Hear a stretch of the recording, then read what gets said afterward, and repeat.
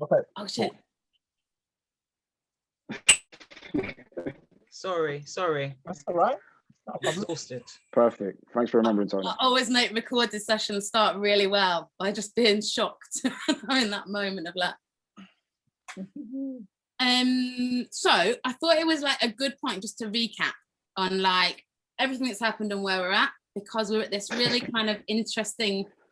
We've been at lots of interesting moments, hey, but we're at another really interesting moment. Right, for real. So I thought, like, look back, move forward. We're like in this great kind of moment of like having more resource than we thought we would have, and having more brilliant people on board to be able to make sure it gets to the right place. So like full on kudos to everyone is like the first thing that I'm going to say, because there's not many things that I've managed to continue and thrive and grow and get money into communities over the pandemic. So like, let's just take a moment in gratitude for like everyone's energy and time that's like gone into getting us where we are. Amen. Amen. So the journey that we've been on started with like loose conversations in 2017 from the wonderful Tony, who came up with the idea of what it would be to have the 40th anniversary in a way that was public and that everybody could get involved in, and that would promote intergenerational conversation rather than people with the lived experience gathering together, to ensure that their lived experience and the value of their insight is passed down to future generations and becomes embedded in the community as the community continues to grow. The other core ambition that we have about like all the people that are coming in without any idea of what has gone before. And how do we make sure that it is impossible to be in and walk through Brixton without being aware of its radical heritage and its significance in the UK civil rights movement? So like those two things were like right from the top. How do we do that? Get it out and involve as many people as possible and embed it in the fabric of this place so that it's coming from hearts and souls and into the fabric of these places that we share. Really quickly, the romp goes, we had loads and loads of different conversations with lots of different people, some sitting in creative organizations, cultural organizations, like service providers. We talked to artists and teachers and residents and decided to kind of pull some ideas feast together. And we got a little bit of money from the Edge Fund to support us to do that process. So the Edge Fund gave us some money, which was to hold and host these spaces, these conversations, to cover expenses so that people like had drink and food, to make a kind of simple holding page and create some logo, an identity and a graphic. So we could kind of begin to join around an idea that had like a visual presence. In the Ideas Feasts, we learned two things. One, that there was a huge appetite, and two, that it was going to be much bigger than Tony and I had imagined it was going to be, which was both exciting and terrifying. We then spent a really long time trying to build a community steering group that felt like it had the skills and the capacity to be able to kind of hold that process. And the community steering group, the things that were really important was that it was completely inclusive, which meant that it wasn't constituted. So we didn't end up with the same people sitting around the same tables, but it was completely open. So that meant that you didn't have to commit at the beginning of 2018 to like a 3-year process, but you could say, I've got time now and energy now, and I'll put it in now. And that nobody would like blame you if you had less time later on and you needed to step away or out or take a break. So the steering group has kind of moved like this from 2018 to 2019. There's been like 300, more than 3, I've just been going through the most ridiculous database of all the people that have contributed to it. Loads, I'm going to start with loads. More than 300 people came and raised questions, gave ideas, shared what they thought it could be, and raised concerns about what it needed to not be. Like a lot of that was really important. And we were in a place where like self-organizing groups within that steering group started to form around ideas. So people that were kind of gathered and joining towards making stuff like that centered in music as its hub, people that were joining around food and trying to make things happen around food, people that were joining around the idea of celebration and commemoration coming together. Then the pandemic hit. Pandemic hit at a moment when we were about to start strategizing our fundraising. We'd had like initial conversations with Esme Fairburn, who's a foundation, with the Arts Council, who fund project grants for individuals and organisations across the UK. And we'd had initial conversations with the National Heritage Fund, who fund all kinds of different scale of heritage projects, from like rebuilding of, I don't know, winter gardens that are falling down, to human-based lived experience narrative and conservation. And we were kind of primed. And then the world shifted on its axis for everyone. And the things that were the most challenging in that moment were, one, there was no money, and two, everybody had other things to concentrate on, rightly so. Like that's what happened, is that people didn't have the capacity to give to something that wasn't involved in looking after and loving the people that were important to them in those moments.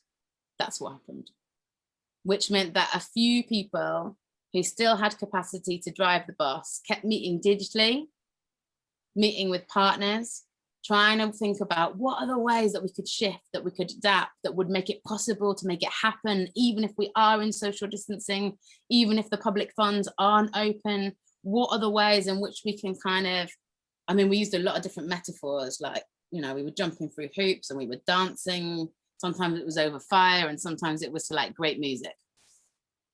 And it went from being like groups of 60 people, or groups of 70 people, groups of 30 people coming together, to a core of like 16 people that were kind of coming together in these builders meetings to have these conversations. And we acknowledged that within those 16 people had more privilege than other members of the community steering group, because they had the spare capacity during the pandemic to still be meeting and prioritizing on this. And we knew that we had to represent all of the voices of people that had contributed earlier in the process and be true to the values and their themes that had been generated by all those many people, even as we were fewer kind of moving forwards. We built partners because we're not a constituted group, which means that we can't hold money. We don't have a bank account, structure, like group of people that have come together to make it forward. That ensures that it's inclusive, but it also means that in order to apply for funders, we need to have partners. So we started working with different models of what those partners would be and the responsibility and capacity that they had. What could they do for 81 Acts without compromising what they were already responsible for? And who, this was a big one, who was prepared to be a lead producing partner to apply for big quantities of funding on behalf of 81 Acts. And that meant that a lot of the people that we were talking to previously were no longer in the picture. So like our ideal of like all the people that we wanted to collaborate with as lead partners on different monthly echoes shifted. We needed the program to kind of go over a longer period of time. And we needed it to have more space for things to be able to evolve organically. As at that point, we thought we were going to be coming out of any sort of social distancing in April. We thought that when we were planning in December, that was our kind of working assumption. So we applied with the Brixton project for an Arts Council grant that we wrote and submitted in November. And that was a bid that was going to cover what we were calling the launch acts. So like, it was pretty big scope. It got turned down got turned down. And they came back to us and said that there was a clerical error. Basically, computer says no, we cash flow, which was heartbreaking because it took a lot to get it in. And it meant that our lead-in time, instead of being 3 months before the launch weekend in April, became 2.5 weeks. So we resubmitted it and changed the bid so that it responded to that. And by the point we resubmitted it, we knew that that the kind of social distancing measures weren't going to go away. So we resubmitted it with that knowledge that we were going to have to be really flexible and really adaptive, and that we weren't going to be allowed to gather in public spaces of lots of people, which had been our entire ambition of the project at earlier points. So we found out about our Arts Council money 2.5 weeks before the launch weekend, which meant that we suddenly had to move really, really fast. And the priority was that we made people stop and remember and consider the significance of that weekend wherever they were. So we created an activation pack that went through 40,000 doorsteps on the Saturday morning.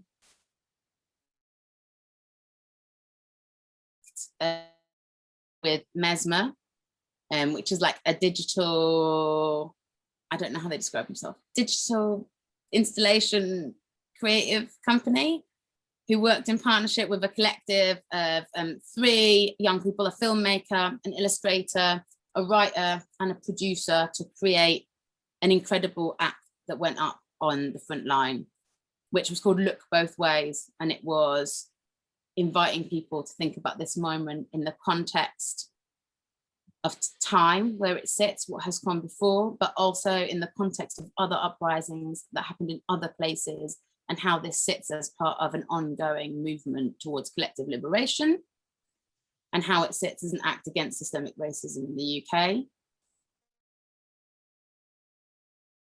And then it catalyzed other acts, some of which are in motion and some of which are delayed.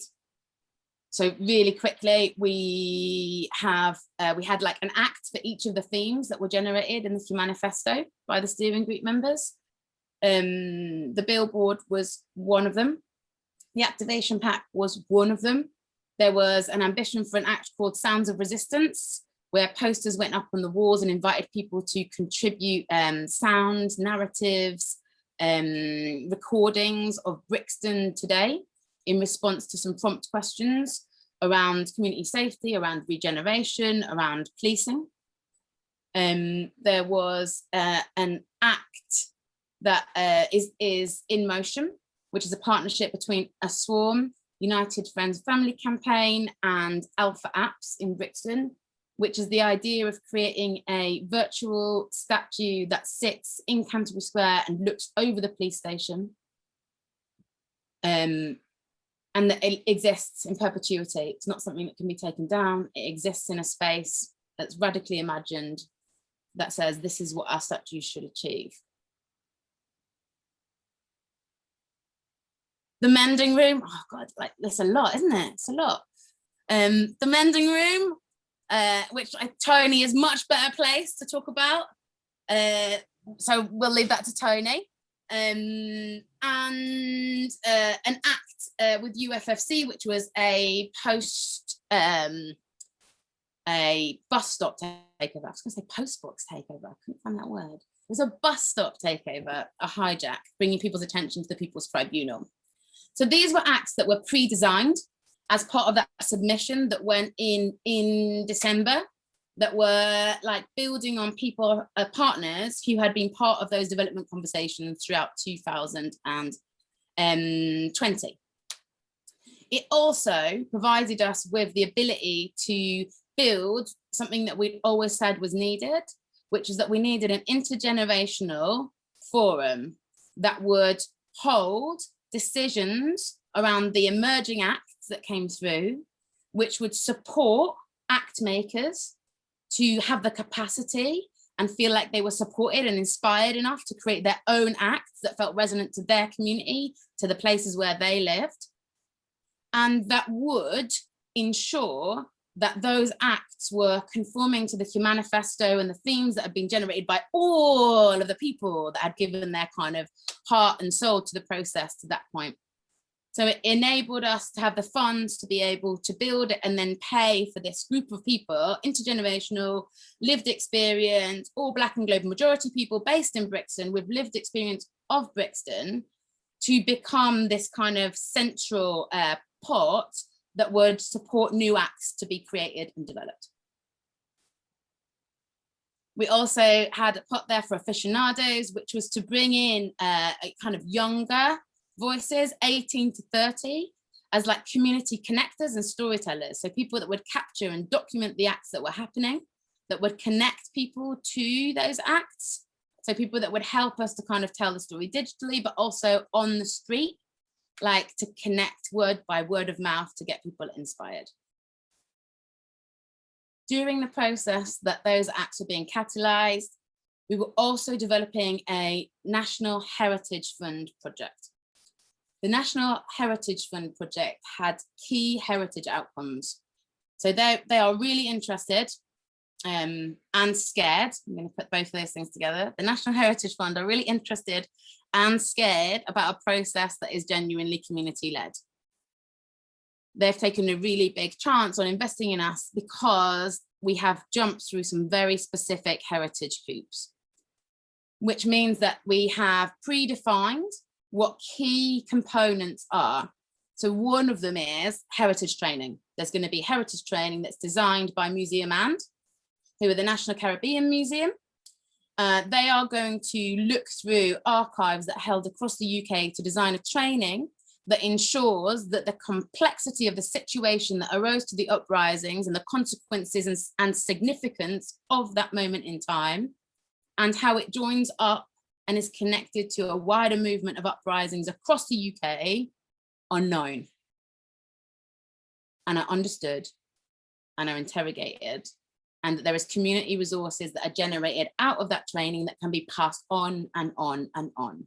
So it's not just about having to be live in that training, it's about having access to that in an accessible, exciting way that works for different ages and different groups.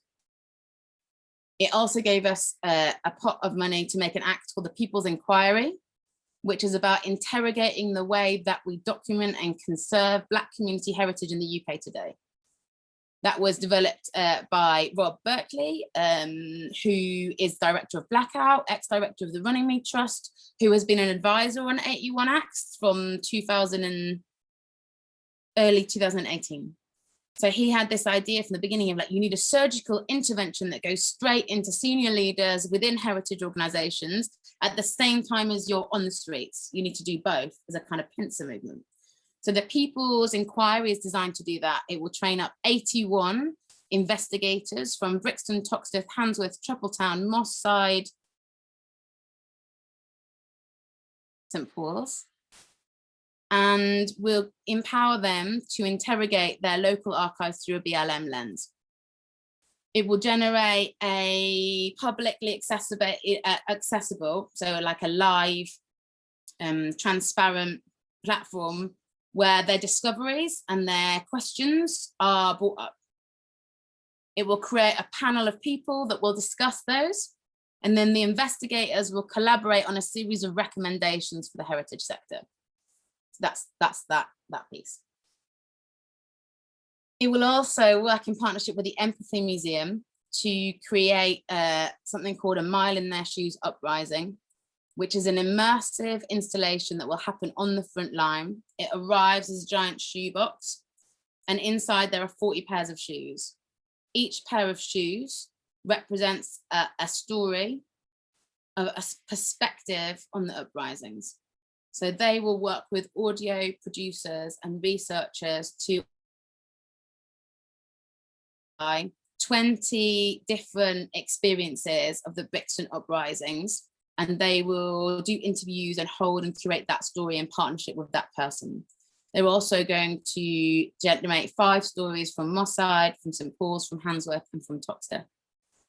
So that when people experience it in Brixton, they can choose whose shoes they want to walk in. And the invitation is that you walk in somebody else's shoes, listening to their story for 1 mile down the front line.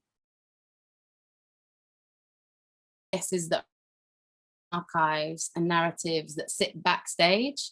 It is something that is lived and lived and walked into and dynamic and will appeal to people who wouldn't necessarily ever go looking for this information in an archive behind a closed door, or even in a museum where it's more accessible. It's about people stumbling across it on the street. We also have funding to hold community grants, is the heritage term for it, which means that we can ring fence pots, like a proportion of our funding, to be able to, what's the word? Give them out.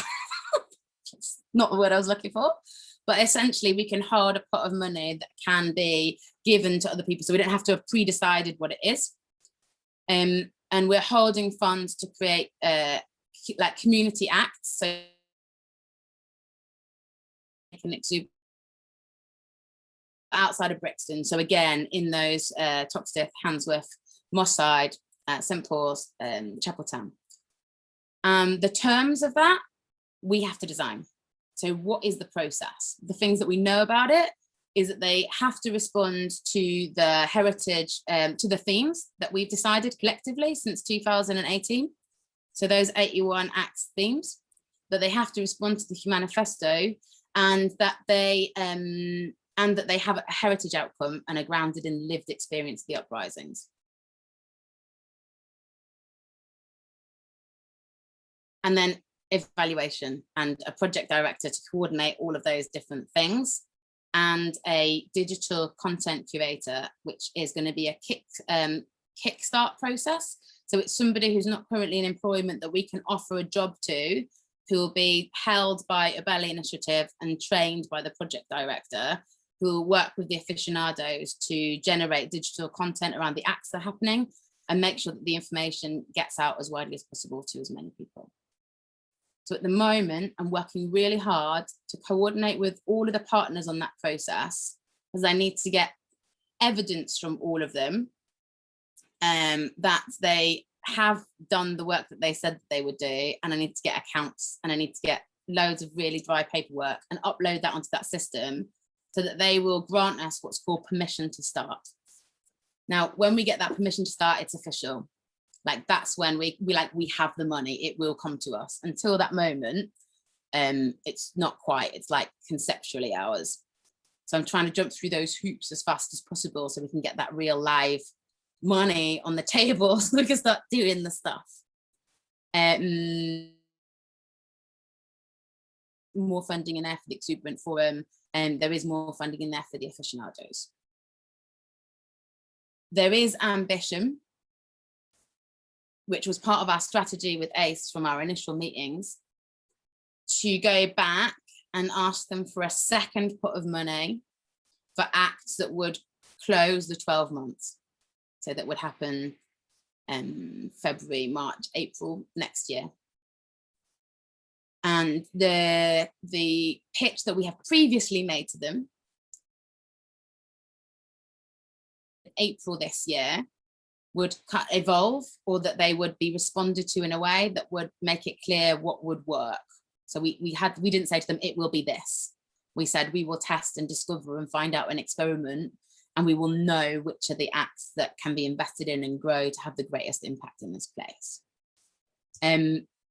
The idea originally was that we would go back with the same partner to Arts Council, because we have built up a body of evidence that says you can trust us to deliver this 100K grant, which means that you can trust us to deliver more public funding.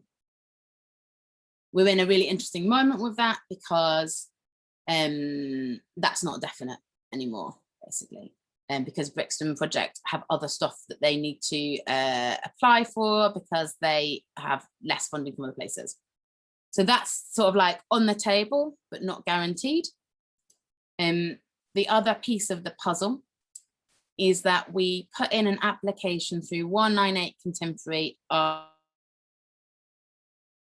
in Fund would fund a body of acts, like a whole group of acts that were all around community-led reclamation, I think we called it.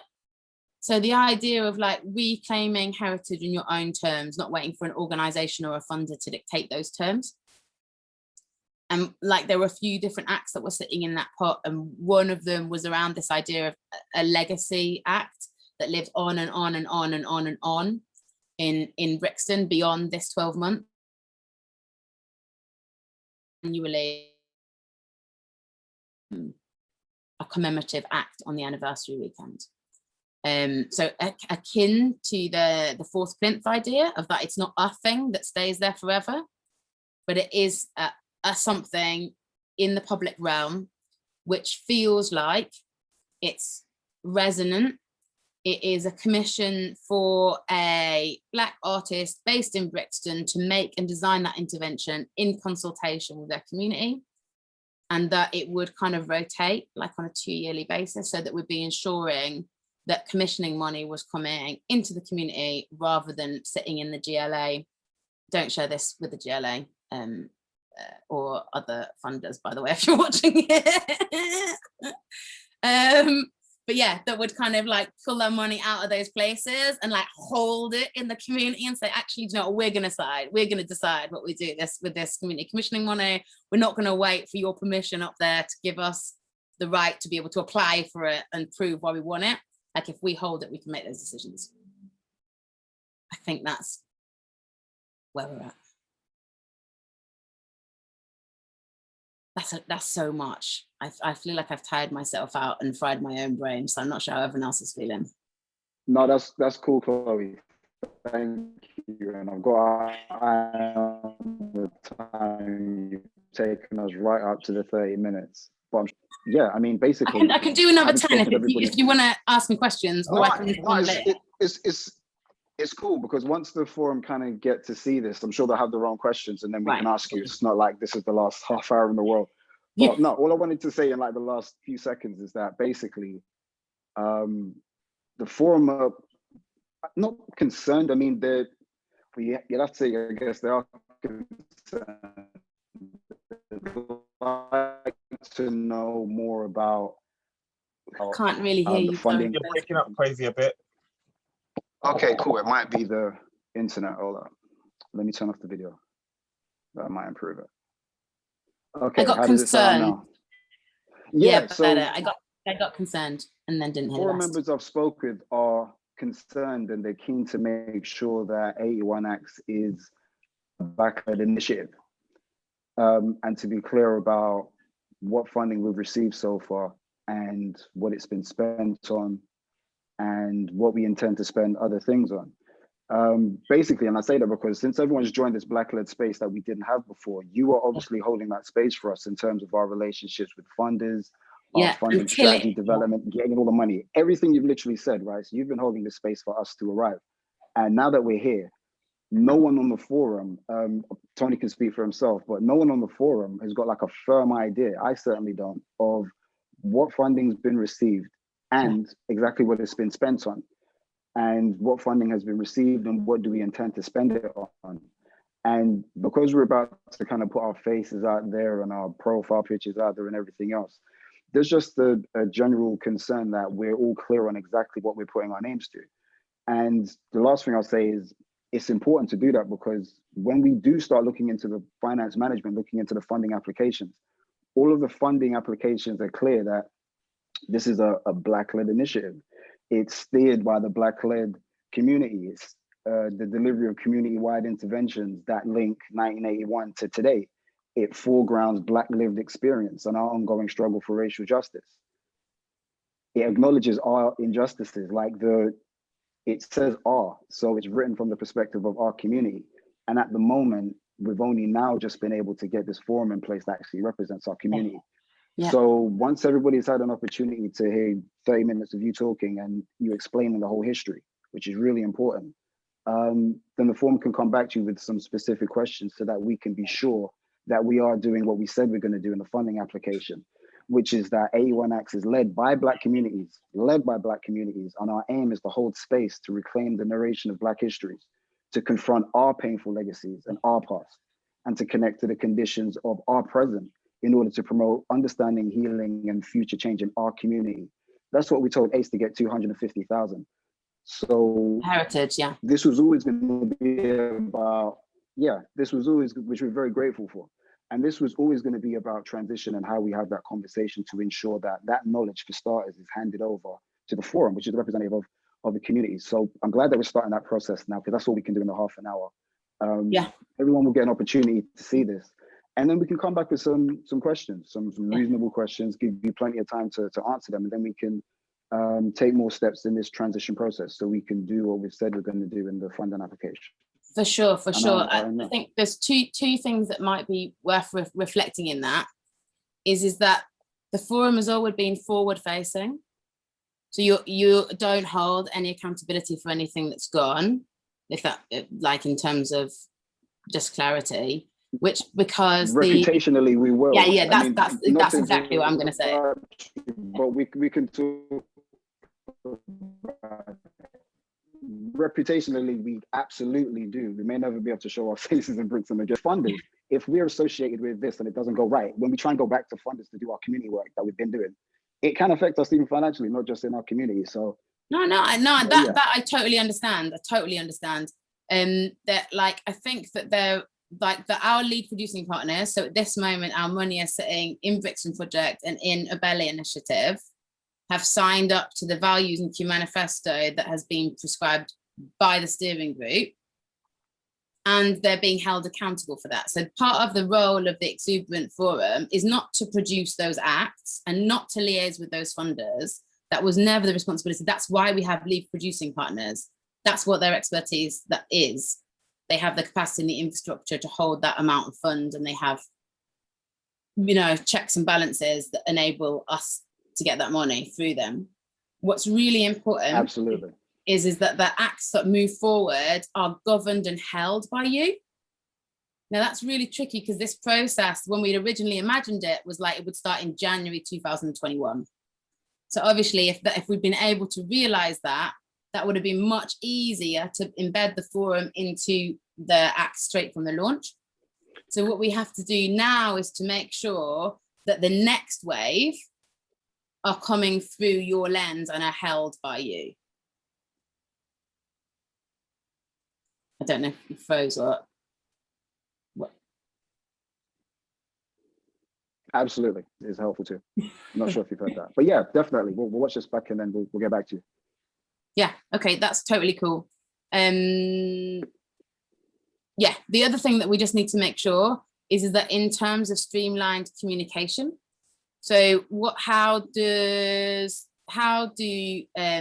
also the thing that we need to recognize in this is that the work that's been done has been held on the shoulders of the builders. So people that have been in and out of that process, like Cheryl, like Lee, hold insight that's really key to kind of how this has evolved. And so I think we need to revisit how they can support the forum, which we kind of talked about earlier but haven't got to.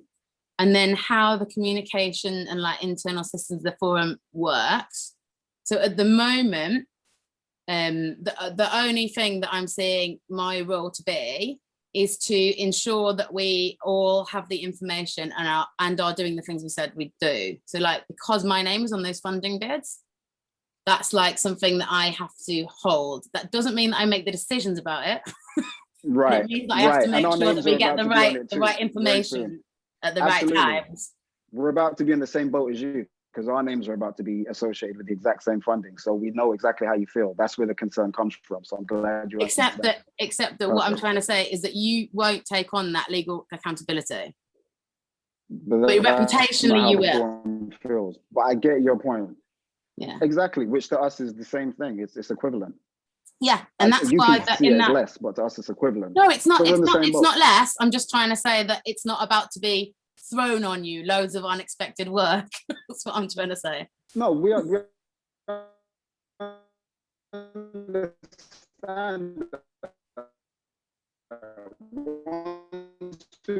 Sorry. A lead partner. Not hearing we you, get it. The Quasi. lead partner holds the funding. No, we understand that. So yeah, we'll watch back the video. I'm sure the forum meeting is due to start kind of anytime soon. Okay, cool. I'm gonna duck out that's- and let I you think get we on with can your stop it there. forum thing then. Okay. Thanks everyone. I hope it was useful. I tried to do comprehensive Yeah. and not ridiculous. Thank you. Bye now. Thanks, Chloe. Later Thank you, all. Chloe. Bye.